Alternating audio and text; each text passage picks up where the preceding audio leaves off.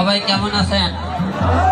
Hello, কি সুন্দর লাল টুকটুকি। তোমরা কি জমজ বোন বান্ধবী? আচ্ছা, অসংখ্য ধন্যবাদ আপনাকে। তো আপনাদের লোক, অসংখ্য ধন্যবাদ আজকের এই মেলা কমিটি ভাইদেরকে, যারা এই মেলা আয়োজন করেছেন, যাদের কারণে আজকে আপনাদের সামনে আসে দুটি কথা বলতে পারতেছি। আপনারা সবাই আমার কম বেশি পরিচয় জানেন। আমি আপনাদের উত্তরবঙ্গের সন্তান, বগুড়া বাসা। ইতিপূর্বে আমি 10টি সিনেমা করেছি, পাশাপাশি শখের বসাতে টুকটাক গান করি এবং 4বার জাতীয় সংসদ নির্বাচন করি। এখন বর্তমানে রাজনীতি ছেড়ে দিয়েছি, এখন আমরা মিডিয়া নিয়ে ব্যস্ত আছি। তো যাই হোক, যতদিন আছি আপনাদের ভালোবাসা নিয়ে থাকতে চাই মিডিয়াতে, এবং আপনাদের যে কোনো সামাজিক কাজে আপনি পাশে থাকতে চাই। কারণ জীবনে অনেক সংগ্রাম লড়াই করে আজকে আলম থেকে হিরো আলম এই নামটি অর্জন করতে অনেক লাঞ্ছিত হয়েছি, অনেক মারও খেয়েছি এবং অনেক সংগ্রামও করেছি। তবে শাস্ত্রের কথা আছে, যে কোনো কাজে রেগে গেলেন তাই হেরে গেলেন।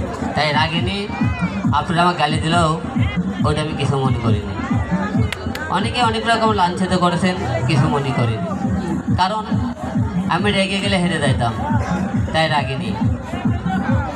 মানুষ ইচ্ছে শক্তি এবং সাহস নিয়ে সামনে এগিয়ে যাওয়া সম্ভব, তারই প্রমাণ আমি হিরো আলম। সেই মফস্বল গ্রাম থেকে হাঁটি হাঁটি পা পা করে আলম থেকে হিরো আলম এখানে আসতে একমাত্র শুধু উপরওয়ালা ছাড়া দ্বিতীয় কোনো ব্যক্তি আমার পাশে ছিল না। ছিল শুধু আমার এক বুক ভরা সাহস আর ইচ্ছে শক্তি। এটা কাজে লাগে আজকে আপনাদের সামনে এসে দুটি কথা বলতে পারতেছি। যাই হোক, অনেক কথা বললাম। আমার সাথে আছে চিত্রনায়িকা রিয়ামণি, আসতেছে রিয়ামণি।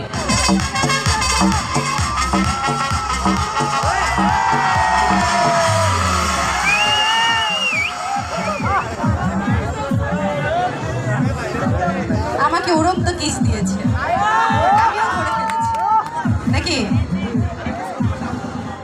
অডিশন কেমন লাগছে? ভালো লাগছে? আমাদেরকে কেমন লাগছে? জোস।